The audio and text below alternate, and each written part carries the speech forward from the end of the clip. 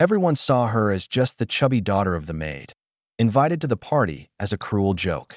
Laughter echoed the moment she stepped on the dance floor, but what happened next left the whole room speechless. Before diving into the story, comment where you're watching from and don't forget to subscribe so you won't miss the latest stories. She wasn't even supposed to be there. That's what one girl whispered when Mia stepped into the grand ballroom, her heels clicking awkwardly against the marble floor. The chandelier above sparkled like a galaxy of stars, and laughter danced through the air like music. Mia paused. At the entrance, breath caught in her throat, her heart pounding louder than the orchestra. She didn't belong there, and everyone knew it. Mia wasn't rich. She didn't wear Valentino or Chanel. Her dress was borrowed from her cousin, slightly tight at the waist, and the lace at the hem had been hand-stitched to hide a tear. Her shoes were the same ones she wore to church every Sunday, scuffed, worn, but polished to look their best. Her hair, curled carefully at home with a dollar store iron, framed her face with a softness that came not from money, but effort. Her mother had begged her not to go. "You'll just end up hurt, sweetheart," she had said that morning, wringing her hands in the small kitchen. But Mia had only smiled, that hopeful glint in her eyes. "I just want to dance. Just once. That's all." So she came. The invite had been a formality, a gesture from the family her mother cleaned for. A pity invite, slipped to her like a leftover dessert after dinner. No one expected her to actually show up. And when she did, all heads turned. The girls wore glittering gowns that shimmered with every step. The boys wore suits tailored to perfection. And then there was Mia, standing at the edge of the room like a forgotten note in a polished symphony. The whispers began almost instantly. "Who is she?" "She's the maid's daughter, I think." "Why is she here?" "Did she sneak in?" Mia heard them, every word, but she kept walking, her back straight, chin slightly lifted. She moved carefully, like every step might shatter the illusion she was trying to hold together. The music swelled, and couples began to fill the floor. Mia stood alone at the edge, pretending to admire the art on the walls. In truth, she was trying to quiet the voice inside that whispered she didn't belong, that this was a mistake. But then, something changed. A boy, tall, confident, wearing a navy blue suit and a slightly crooked tie, walked over. He looked familiar. She remembered him vaguely from a photo in her mom's cleaning schedule, the son of the house. "Jason." He held out his hand. "Want to dance?" he asked, casual and warm, as if she wasn't surrounded by judgmental eyes. Mia blinked. "Are you serious?" He smiled. "Why not?" 1,000 reasons raced through her head.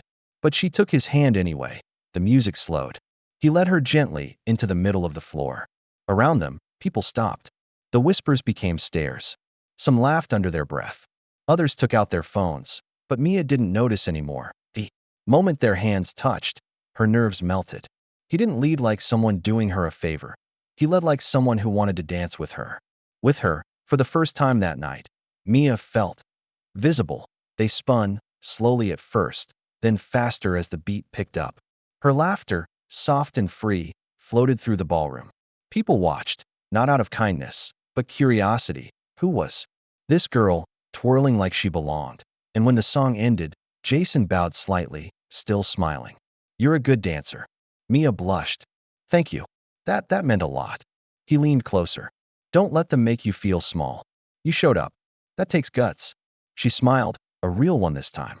"Thanks for not letting me stand alone." He nodded and walked away, back into the sea of black suits and glittering gowns. Mia stepped to the side, her heart full, her smile stubbornly in place even as the stares continued. She wasn't supposed to be there, but for one perfect song, she was, and no one could take that away. Mia walked further into the ballroom, trying to steady her breath. She felt it, the heat of their stares. The glittering chandeliers above did nothing to soften the sharpness of the eyes that followed her every step. Conversations dipped, then started again in hushed tones, behind carefully raised champagne glasses and behind manicured hands. A group of girls huddled near the buffet table, dressed in pastel silks and dripping with designer jewelry. One of them, blonde and smug, pointed directly at Mia and laughed. "Is that the maid's daughter?" she whispered, not quietly enough. Another girl sneered. "She looks like she's going to pop out of that dress." "It's probably her cousin's. From 10 years ago." They laughed, soft, cruel giggles meant to cut like glass. Mia heard it. She heard all of it. But she didn't flinch. She kept walking, even if each step felt heavier than the last. She could feel her cheeks burning, but she didn't let it show. She lifted her chin a little higher, the way her mother told her to. When people tried to make her feel small, then came the boys. They stood in a loose circle near the edge of the dance floor, tall, smug, and overdressed in their expensive tuxedos. One of them, lean with a mop of dark hair and a cruel smirk, nodded toward her. "We should ask her to dance," he said with mock seriousness. "It'll be hilarious." Another one snorted, "Like a charity performance." They all chuckled. "Ryan," someone said, clapping a hand on the shoulder of a tall boy leaning against a column. "You're the class clown. Go ask her to dance. Make a show of it." Ryan raised an eyebrow. "What? You want me to go all Prince Charming on Cinderella?" "Exactly," one said with a grin. "Come on, man. Do it for the laughs." Ryan sighed dramatically, pushed off the column, and smoothed his jacket like he was preparing for a royal ceremony. Then, with exaggerated flair, he marched toward Mia. The room seemed to go quiet, just a little, as people noticed he reached her, bowed low, too low, and held out his hand. "May I have this dance, m'lady?" he asked in a fake British accent, grinning as his friends snorted behind him. Mia looked at his outstretched hand. She knew it was a joke. She knew what he and his friends were doing. The laughter, the sideways glances, it was all part of the act. For a second, her stomach twisted with humiliation, but then something inside her shifted. She smiled, calmly, politely, as if she hadn't heard the laughter behind her, as if this was just another polite invitation. And she said softly, "Of course." The laughter died down a little, replaced by confusion. Mia stood, smoothed her dress, and took Ryan's hand. He led her to the dance floor, clearly expecting her to trip, to stumble, to do something that would make everyone roar with laughter. But Mia didn't. She moved with surprising grace. Not perfect, but confident. Her steps were small, precise, and controlled. Her posture was upright, elegant even. She followed the rhythm of the music easily, like someone who had watched 1,000 dances from the shadows and had memorized every step. Ryan tried to maintain the joke, throwing in dramatic spins and exaggerated moves, but Mia matched him with calm poise. She didn't fight for attention. She didn't try to outshine anyone. She simply danced, like it was what she came to do. People stopped laughing. A few actually started watching. The girls who had mocked her fell silent, their eyes narrowing as they tried to figure out how the joke had flipped. Ryan, slowly, began to lose the smirk. By the time the music was halfway through, his mocking smile had faded into something that looked more like surprise, maybe even respect. When the song ended, Mia gave a small curtsy and smiled. "Thank you for the dance." Ryan blinked. "Oh yeah? Sure. Anytime." Mia turned and walked off the floor, her head held high. She didn't look back at the boys or the girls or the people who had whispered and laughed. She had come for one thing, to dance, and she had done exactly that. Not as a joke, not as a punchline, but as someone who belonged on that floor, even if no one expected her to. At first, the music started slow, a gentle piano melody that echoed through the grand ballroom like a whisper. Mia stood in the center of the floor, her fingers trembling slightly in Ryan's hand, her heart pounding against her ribs. She could feel every eye in the room pinned to her like needles. Her throat tightened, a lump rising, but she held her head high, refusing to let it show. She wasn't going to cry. Not here. Not now. The soft melody gave way to a rising beat. And then, the beat dropped. Something in Mia snapped. Her muscles loosened. Her breath steadied. Her face, once uncertain, changed. A calm confidence washed over her. Not loud or flashy, but fierce and undeniable. She moved, not shyly. Not like a girl pretending to know the steps, but like a dancer, like someone who had waited her whole life for this one moment. Her hips swayed effortlessly to the rhythm. Her arms glided through the air like ribbons. Every step, every turn was deliberate, sharp, fluid, electric, and the crowd froze. The laughter stopped. The whispers died.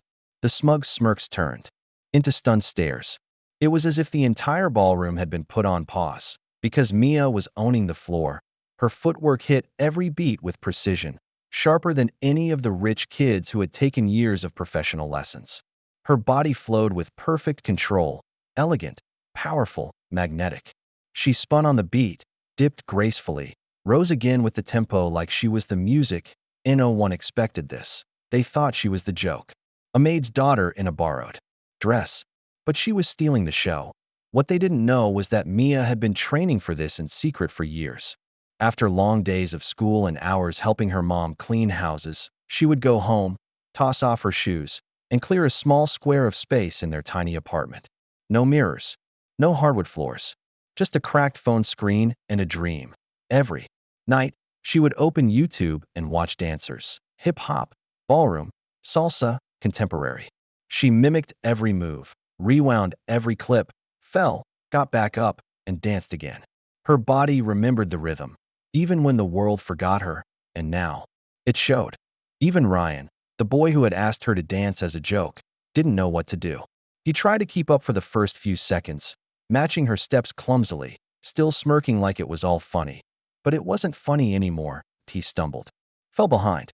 Eventually, he stepped back, hands raised, a sheepish grin spreading across his face as he gave up trying. He just watched, along with everyone else. Mia didn't care. She wasn't dancing for Ryan, or the girls at the buffet, or the boys who dared him to embarrass her. She was dancing for herself, for the nights she spent alone in her room, for the bruises on her knees, for the hope she clung to when the world told her to stay invisible, for her mom. The music built to a climax, and Mia met it with a fierce final spin, landing in a poised stance, arms out, chin lifted, silence. Then, applause. It started with one clap, then two, then a wave of it. Hesitant at first, but growing. Genuine, loud, real. People weren't mocking her now. They were cheering. Someone in the back actually whistled. A girl in a designer gown whispered, "She's amazing," as if she couldn't believe her own eyes. Ryan stepped forward, smiling with actual respect this time. "You weren't kidding about just wanting to dance," he said softly. Mia gave him a small smile. "I never kid about dancing." He laughed, scratching the back of his neck. "Well, you just made this party legendary." She shrugged. "That wasn't the plan." "No?" he asked. She looked out at the room, the stunned faces, the clapping hands, the mouths still hanging open. "No," she said, smiling wider now. "But it was fun." And with that, she turned, walked off the dance floor, and left behind the version of herself they had all expected to see. Because Mia didn't come to beg for space at their table. She came to show them she already had her own stage. The laughter had completely stopped. Now, the music pounded through the ballroom speakers, echoing off the marble walls, but the silence of the crowd was louder than the bass. People stood frozen, wide-eyed, mouths half open, unsure if what they were seeing was real. Mia, the maid's daughter in a borrowed dress, was dancing like she had been born under the chandelier, not outside its world. She was electric. With one final spin, she dropped into a graceful bow, her chest rising and falling with steady breath. For a heartbeat, the room was silent, and then, clapping. First, just a few. Scattered, unsure, but then more joined. Louder, bolder. A rising wave of applause that filled the ballroom. Whistles followed. Cheers erupted. Someone even shouted, "That was insane." Mia stood upright, blinking. She wasn't used to applause.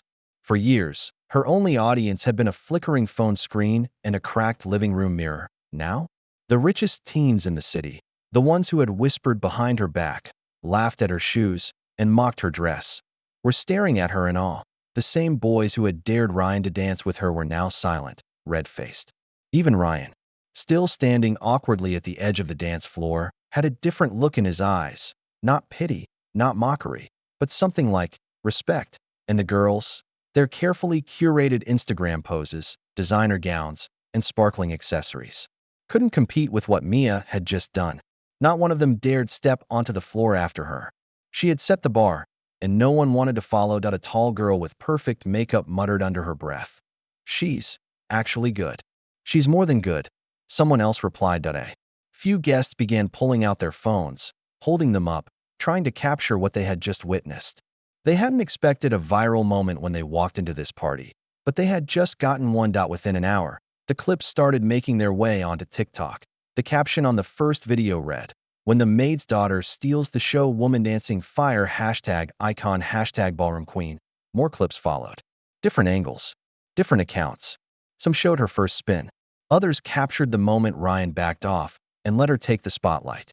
By midnight, the videos had been shared thousands of times. By morning, millions. The comments poured in. Who is she? Smiling face with hard eyes. This is giving Cinderella, but make it real life. She just shut the whole room down. That boy asked her to dance as a joke and ended up watching greatness unfold. The power, the control, the confidence. This girl is everything.